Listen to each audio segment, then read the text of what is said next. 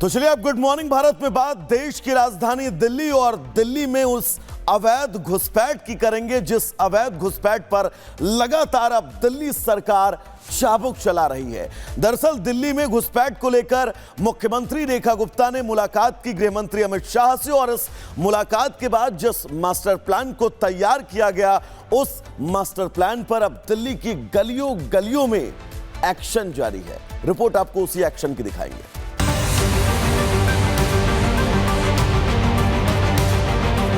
एक और बीजेपी ने महिला दिवस पर महिलाओं से किए वादे पूरे किए, दूसरी ओर बांग्लादेशी घुसपैठियों के खिलाफ अभियान तेज हो चुका है। घुसपैठियों के खिलाफ ताबड़तोड़ एक्शन जारी है। लगातार 3 दिनों से अवैध रूप से रह रहे बांग्लादेशियों की पहचान के लिए स्पेशल ऑपरेशन चलाया जा रहा है।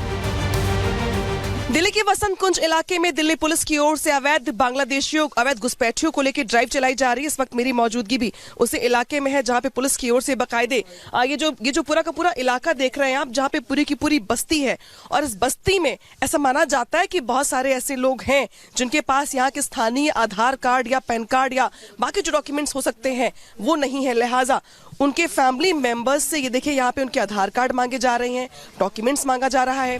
दिल्ली पुलिस इस वक्त दिल्ली का चप्पा चप्पा खंगाल रही है। अवैध रूप से राजधानी में रह रहे बांग्लादेशी और रोहिंग्याओं की प्रशासन के लिए सघन तलाशी अभियान चलाया जा रहा है।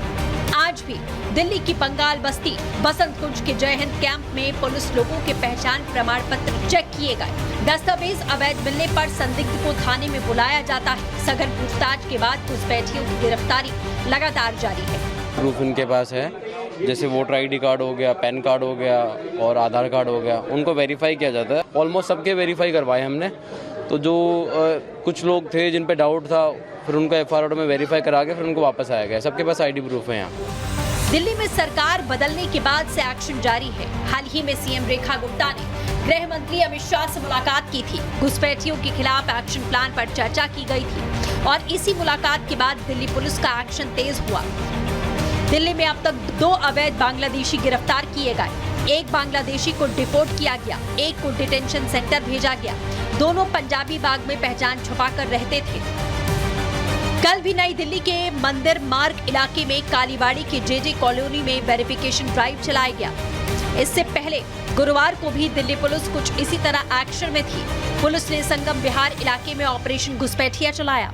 इस दौरान उन लोगों की पहचान की कोशिश की गई जो सालों पहले चोरी छुपे सीमा पार कर कोलकाता के रास्ते दिल्ली आए। इनमें से ज्यादातर लोग बांग्लादेशी हैं। आज बंगाल बस्ती और बसंत कुंज में पुलिस टीमें पहुंची और दस्तावेज चेक किए गए। दिल्ली में घुसपैठियों और रोहिंग्याओं के खिलाफ जीरो टॉलरेंस की नीति अपनाई जा रही है। अवैध रूप से बसाए गए ये घुसपैठिए न सिर्फ दिल्ली की जनता का हक छीन रहे हैं। यही वजह है कि दिल्ली में पुलिस लगातार 3 दिनों से स्पेशल ड्राइव चला रही है ताकि राजधानी से एक-एक घुसपैठियों को बाहर किया जा सके। साथ ही बांग्लादेशी और रोहिंग्याओं को भारत घुसपैठ कराने में मदद करने वालों की पहचान की जाए ताकि अवैध घुसपैठ के पूरे सिंडिकेट पर नकेल कसी जा सके। Bureau report, Republic Bharat.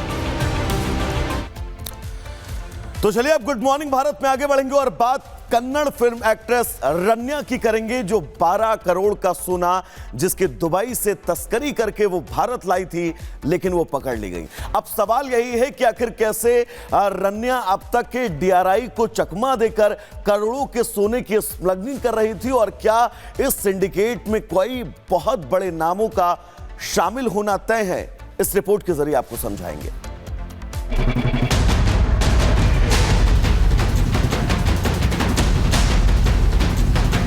Kannada actress रान्या राव सोना तस्करी मामले में सीबीआई एक्शन मोड में आ गई है। रान्या राव किसकी मदद से इतना सोना भारत लेकर आई थी? भारत में सोना किसे स्मगल करती थी? अब इस पूरे मामले की जांच सीबीआई करेगी। सीबीआई ने अलग अलग एयरपोर्ट्स के जरिए विदेश से भारत में सोना लाने वाले तस्करों के खिलाफ एफआईआर दर्ज की है। सीबीआई डीआरआई के साथ मिलकर काम कर रही है। सीबीआई की 2 टीमें पहले ही मुंबई और बैंगलोर एयरपोर्ट पहुंच चुकी हैं। अब सीबीआई रान्या राव के अंतर्राष्ट्रीय रैकेट से तार जुड़े होने की जांच कर रही है। रान्या ने एयरपोर्ट पर उतरते ही खुद को कर्नाटक की डीजीपी की बेटी बताया। साथ ही लोकल पुलिस से कांटेक्ट कर एयरपोर्ट से निकलने की कोशिश की। हालांकि उसकी चालाकी काम नहीं आई। रान्या सोना छुपाने के लिए खास तरह के कपड़े पहनती थी। रानिया ने अपनी बॉडी और कमर पर टेप लगाकर सोना छुपाया था। सोना छुपाने के लिए मॉडिफाइड जैकेट और रिस्ट बेल्ट का इस्तेमाल किया। दुबई से लौटते वक्त एक ही ड्रेस पहनती थी। पूछताछ में रानिया ने खास ड्रेस से जुड़ा खुलासा किया। अधिकारियों को बताया कि ड्रेस को खुद सिलवाया था। ड्रेस में सोने के तारों से डिजाइन बनाई गई थी, जो स्कैनर में भी आसानी से पकड़ में नहीं आती। चोर कितना भी हेराफेरी कर ले, कुछ न कुछ सबूत छोड़ देता है। रानिया की कई बार दुबई जाने पर जांच एजेंसियों को संदेह हुआ। रानिया राव एक अभिनेत्री हैं, लिहाजा शूटिंग के नजरिए से उनका बार बार विदेश जाना बनता है, लेकिन रिकॉर्ड में दर्ज उनकी सभी यात्राएं व्यक्तिगत थी। साथ ही किसी भी ट्रिप में उनके साथ फिल्म प्रोडक्शन का क्रू नजर नहीं आया, जिसके बाद ही एजेंसियों ने रानिया पर नजर रखनी शुरू कर दी। रानिया राव का पूरा सच सबके सामने है। बार बार रानिया राव एजेंसियों को चकमा देने में कामयाब हो जाती है, लेकिन इस बार न ही सेलिब्रिटी होना काम आया, न ही उनके पिता का प्रभाव। रानिया पर कड़ा एक्शन होना तय है। भारत में गोल्ड स्मगलिंग करने पर सख्त कानून है। कस्टम एक्ट 1962, इसके तहत अवैध तरीके से सोना लाने पर भारी जुर्माना है। तस्कर को 7 साल की सजा हो सकती है। तस्कर से सोना जब्त कर लिया जाता है। बीएनएस की धारा 111, तस्करी करने पर 5 साल की जेल से लेकर उम्र कैद हो सकती है। 5 लाख रुपए तक जुर्माने की सजा हो सकती है। आजीवन विदेश यात्रा करने पर प्रतिबंध भी लगता है। आपको बता दें, बेंगलोर में अधिकारियों ने रानिया के अपार्टमेंट की भी तलाशी ली। उनके अपार्टमेंट से 2 करोड़ के आभूषण, करीब 3 करोड़ रुपए कैश बरामद किया गया। रानिया राव को 4 मार्च को विशेष अदालत ने 14 दिन की हिरासत में भेज दिया है। रानिया से पूछताछ में भारत में गोल्ड स्मगलिंग रैकेट का पूरा कच्चा चिट्ठा खुलने की उम्मीद है। Bureau report, Republic Bharat.